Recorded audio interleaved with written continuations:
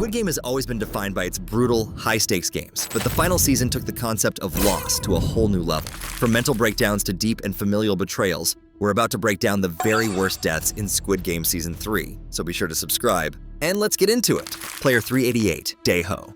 Kicking off the list is a death that was a long time coming. Player 388, Dae-ho, spent the past 2 seasons hiding behind a lie. He claimed to be a Marine, a tough guy, but in reality, he was a coward who abandoned his allies during the rebellion, leading directly to the death of Young-bae. This betrayal ignited a cold, silent rage in Gi-hun, who spent the majority of the season hunting him with a terrifying, predator-like focus. Dae-ho wasn't just a target in a game, he was the object of a personal vendetta. The final confrontation wasn't a quick elimination. It was a slow, agonizing teardown of mind and body. Pinned by Gi-hun, Dae-ho finally confessed everything. He admitted the Marine tattoo was fake, that he'd never even held a real gun, and that he was nothing more than a loser. He begged and cried, but Gi-hun remained a silent, emotionless force of pure vengeance. His only words, delivered chillingly, were, "It's your fault." The death that followed was a slow, intimate, and desperate suffocation, making you almost pity the man who caused so much pain to Gi-hun and his friends. But not everybody's death was so grand. Player 336.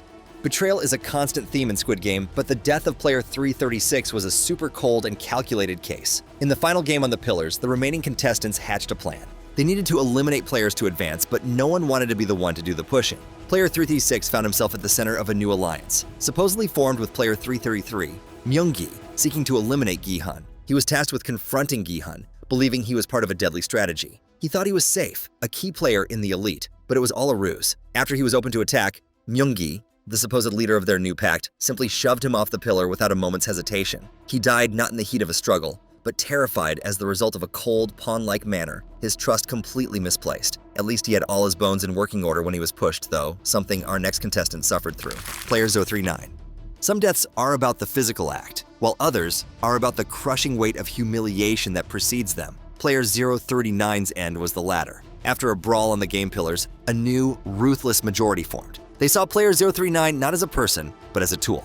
To ensure he couldn't fight back in the next round, they brutally beat him and broke his leg, dubbing him their lunchbox, an easy elimination they could carry to the next stage. The horror of his situation was inescapable. He was helpless, broken, and stripped of all agency. But in his final moments, he took back a sliver of control. Rather than allowing himself to be thrown away like an object, he began crawling toward the edge of the pillar himself. He didn't want to be their lunchbox. He chose to self-eliminate, ending his own life, rather than enduring the final humiliation of others doing it for him. He chose dignity over torture. Our next player, however, had their own form of torture, a mental war zone they couldn't quite survive. Player 125, Min-soo. The story of Min-soo is a tragic spiral from cowardice to addiction-fueled madness. Once taunted for his weakness, he found a new, dangerous confidence in the form of performance-enhancing pills left behind by Thanos and Namgyu. By the final games, he was completely untethered from reality, haunted by hallucinations of his dead friend, Sammy, and his former bully, Thanos. His death was as tragic as it was pathetic. During the pillar game, as the other players plotted their next move, Min-soo was lost in his own little world. He was seen kicking at the air, screaming at ghosts only he could see. Cornered and chosen for elimination, his terror gave way to a final, calming hallucination. He saw Sammy reaching out to him, and he calmly reached out to her, grasping the pole that the other players were using to nudge him off the pillar to his death. It was a tragic, weirdly symbolic end for a man who was never really present in his final moments. One of his victims, though, had a far more brutal death. Player 044. Player 044, the manipulative shaman, was a master of survival. She used faith and fear to control a small flock of followers, sacrificing them without a second thought to save herself. She was cunning, cowardly, and incredibly lucky, managing to talk her way out of certain death by snitching on Dae-ho's location to Gi-hun. She even made it to one of the exits during the hide-and-seek game, only to be trapped. Her luck, however, finally ran out in the most senseless way imaginable. After surviving the game's brutal logic, she ran into a delirious Min-soo. In his drug-addled mind, he didn't see the shaman. He saw Namgyu, the man who murdered the woman he failed to protect. In a fit of confused rage, he stabbed her, killing her just moments after she thought she had secured her escape. She died not because of a game, but because she was in the wrong place at the wrong time, mistaken for a ghost in a madman's hallucination. But what happens when a madman becomes so reliant on drugs that he can't even think straight without them? Player 124, Namgyu.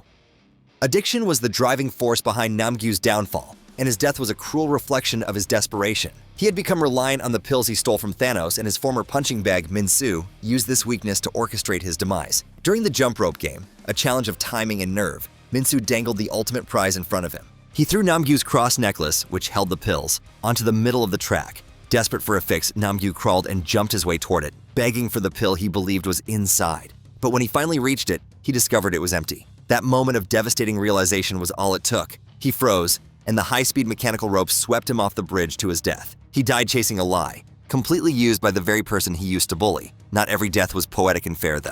Player 120. In a game filled with cowards and killers, Player 120 was a genuine hero. She was a protector, fiercely defending the pregnant Player 222 and the elderly Player 149. She was a skilled fighter, dispatching an attacker with a stunning judo throw and a clever strategist, discovering one of the first exits in the hide-and-seek maze. Her instinct was always to save others before herself. After finding the exit, she could have left, but she chose to go back for her friends. It was this selfless act that led to her shocking end. As she announced the good news, she was stabbed in the back by Player 333, Myung-gi, who thought she was a threat. The tragic irony was unbearable. She was murdered by the very man whose pregnant girlfriend and unborn child she had just fought so hard to protect. She fought for them to the very end and died for it. This strange encounter is one of many complex pieces of her killer's story, and his own fate was horrible too. Player 333, Myung-gi.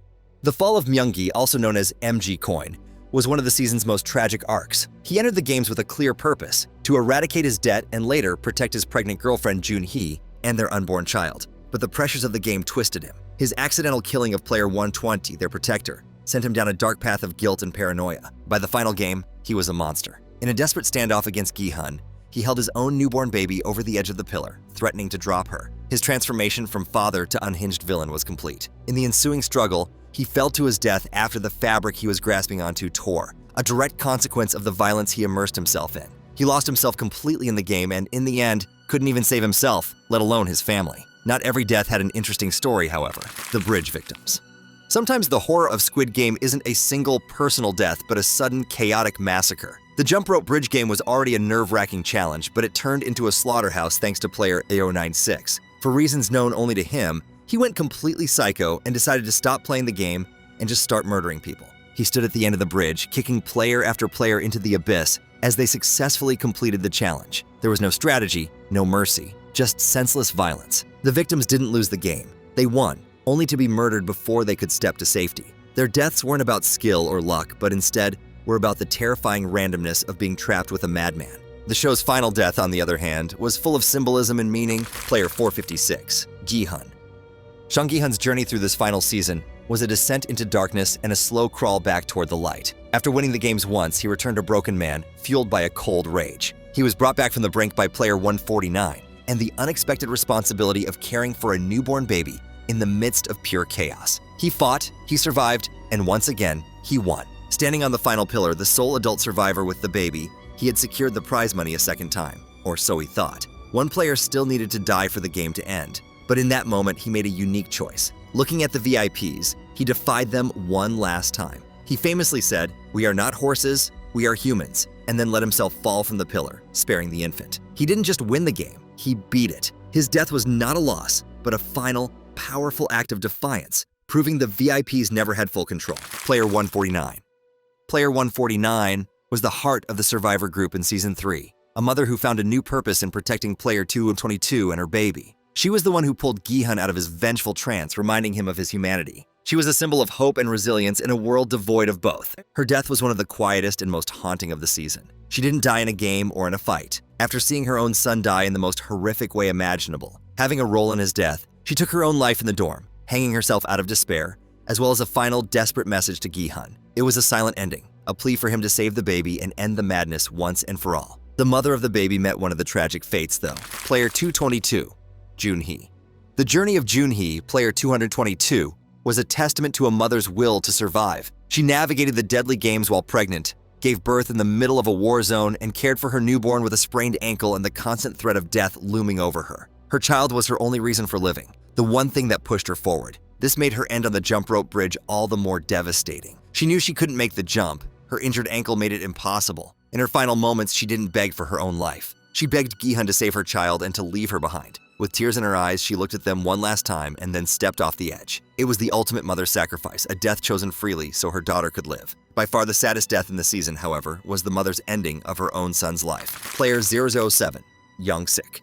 No death in the entire season hit harder than that of player 007 Young-sik. He was the son of player 149, a gentle but cowardly young man who struggled to survive. The emotional climax of the season came during the hide-and-seek game, where survival meant killing another player. Cornered and desperate, Young-sik's only remaining target was player 222 and her newborn baby. As he moved to kill them, finally finding some degree of confidence, his mother stood in his way, begging him to kill her instead. In a moment of pure desperation, he pushed his mother aside, his apology choked with tears as he prepared to do the unthinkable. But then, in the show's most shocking and emotional twist, his own mother stabbed him in the back with her hairpin. Their final embrace, his whispered, "I'm sorry," and her ugly, broken cries as he was eliminated while in her arms, was the most devastating moment of the series. She raised him, and in the end, she was the one who had to end him. His death wasn't just a physical one, it was an emotional event that shattered what little humanity was left in the games. So these have been the worst deaths in Squid Game's third and final season. Do you agree with our picks and how we rank them? Did we miss anybody? Let us know in the comments below. And if you want to see more Squid Game content and theories, click the video on screen now.